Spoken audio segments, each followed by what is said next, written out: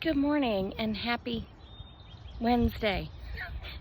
It's my off day. Happy hump day, Mike. I don't know why I can't remember what day it is when it's my off day. It's so exciting. Well, speaking of exciting, let me tell you what happened last night. Okay, so if you've watched me for any matter of time, you know that I love owls, okay? I have them all over my house. I have loved owls since I was a wee little girl. Why do I love owls? I don't know. Because they're wise. Anyway, my boss, my neighbor, my friend, she sent me a text. She sent me a picture and said, zoom in or something. I don't know. So I zoom in. And y'all, the picture she sent me first had 2 owls. Now, she has a trampoline in her backyard for her granddaughters, and it's got that netting around the trampoline. Then she sent me another picture, and there were 3 owls. They're barred, B-A-R-R-E-D, barred owls. Or at least that's what I think, because we have those type of owls in this area. And the sounds they make sound like a barred owl, okay? Because I am a professional in all things owls. Not really. Well, I said, ooh, I'm gonna come down. I mean, it was after 9 o'clock. And at first I was gonna drive. And then I thought, Tracy, it's 2 houses up. Well, I wish I would have driven because I took off out of that house like I was 20 years old. Like I could just run 2 houses uphill. It's a slight, yeah, it's a slight hill, okay? And the closer I got, oh, I stepped in a hole. The closer I got, the slower I got. And I was like, dadgummit. Because I went to the chiropractor yesterday, and my goodness, did she do me? She did me, man. And she said, you're going to be real sore. And I was like, you think? I mean, my goodness, you think? She had my body all twisted up like a pretzel and had things popping I didn't know could pop. Anyway, about halfway, I was like, huh. I started feeling my age. I started feeling maybe more than my age because all them cracks and pops started popping up. They be popping, man. They be bussin'. As Phoenix would say, we be bussin'. Well, anyway, I finally got down the driveway and around the corner, and they were gone, of course. There's another hole. Thankfully, I didn't step all the way in it. I just felt my foot kind of slowly going backwards. He really needs to fill in these holes, but I should probably stay out of his yard. It's hard to complain when it's not your yard. I'm just thankful he lets me walk here. Someone asked the other day, do they get mad because you walk in their yard? Well, no, because they're friends of mine, and I clean up after myself. But you see, Penny thinks we're on a wild adventure. She doesn't like going in her own yard. Plus, it's good to get outside and walk around. You know what I'm saying? Get some fresh air. Yeah.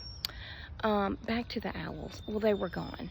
But we could hear them, and they were making this hissing sound. I was like, what is that? So we Google it, of course, because we Google everything. Again, my Google history. It be bussin'. Well, it said the hissing sound could be from fear, aggression, or a baby calling out to its mama or something. So I'll include the picture she sent me. I mean, I'm going to try to zoom in and lighten it up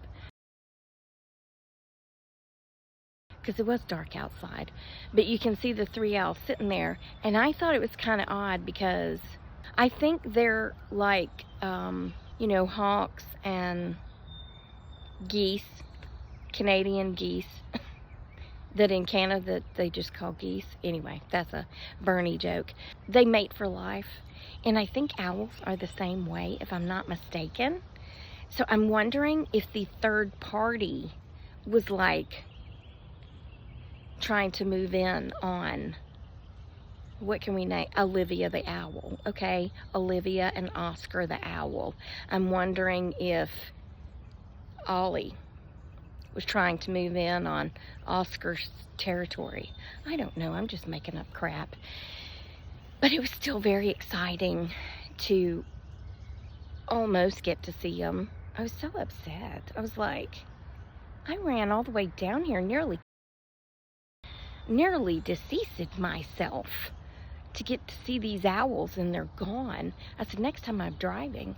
And she said, well, the car would scare them. I said, well, I could have parked up the driveway and just, I had on my Crocs, so you know I was in sneak mode, because these shoes don't really make a sound. They're good for sneaky stuff. But yeah, I could have gotten here a little bit quicker, because my hips and my back and all that stuff was like, you had an adjustment today, girl, and you are not up for this. And I was like, you know what? You are right. I need to slow my butt down, because apparently I'm not 20 anymore, okay? I'm gonna be 60. Okay, moving on from the owls. 40 years ago today is when I went to work at the sheriff's office.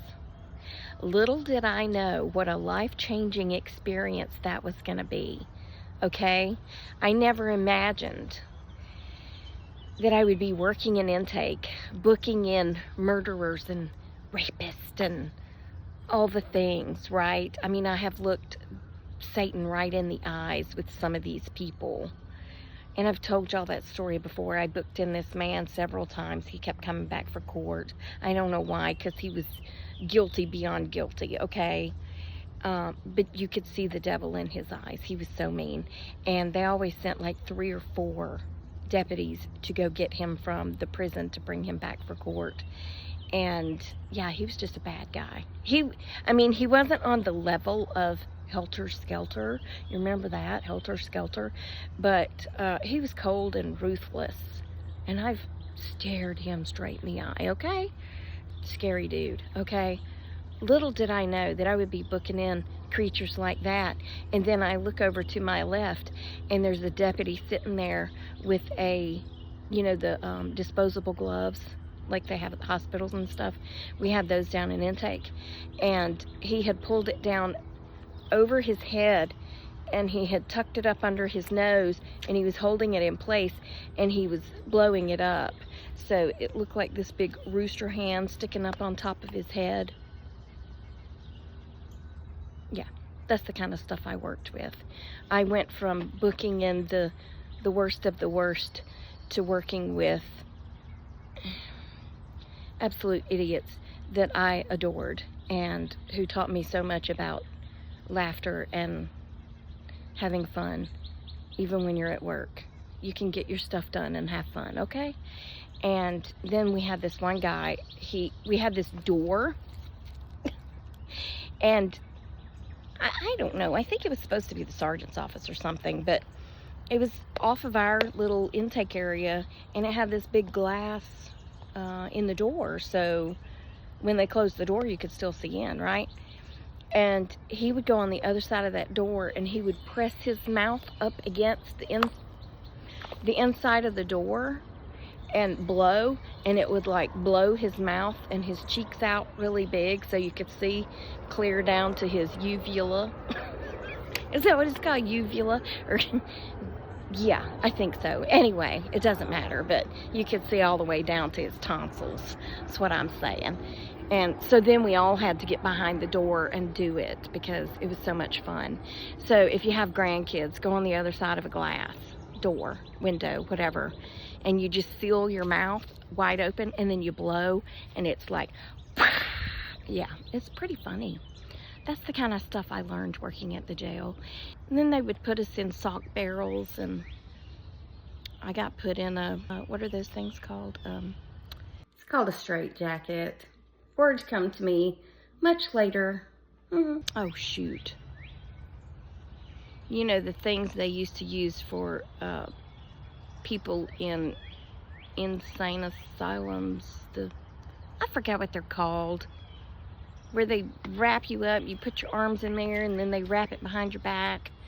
Oh, we went through all kind of stuff. We did all that crazy stuff. Yeah, it was fun though. We had a good time. I was picked on a lot because I was small, but you know what? I gave it back. I didn't care that they were picking on me because I picked right back. But yeah, that was 40 years ago today that I started working there. And boy, did it change the course of my life, because I was shy and quiet, and I guess she's decided to walk on instead of just laying there. I was all the things. I was so nervous talking to anybody. I was telling Jerry, I think it was Jerry yesterday, I said I was that kid in school that I would take a F before I did an oral report.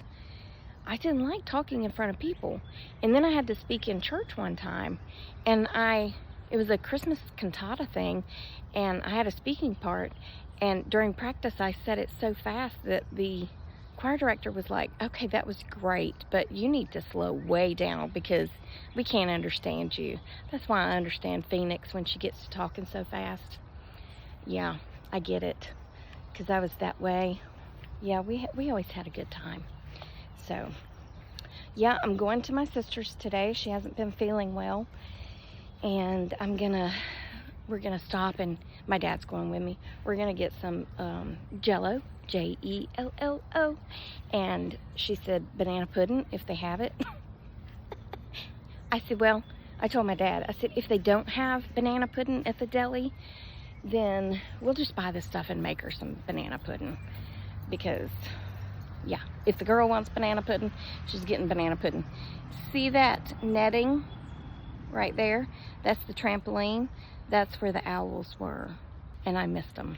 The girls, I told them yesterday I had worked all day, and I went to the chiropractor, so I was feeling all kind of, oh, and I said, look, I don't feel like having company tonight, okay? Y'all go home. Y'all need to go home, because I'm tired.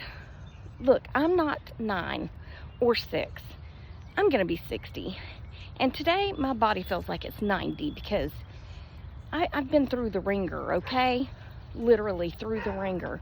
I felt like I was going through one of those old ringer washing machines. The way she was twisting and poking and prodding, but holy moly.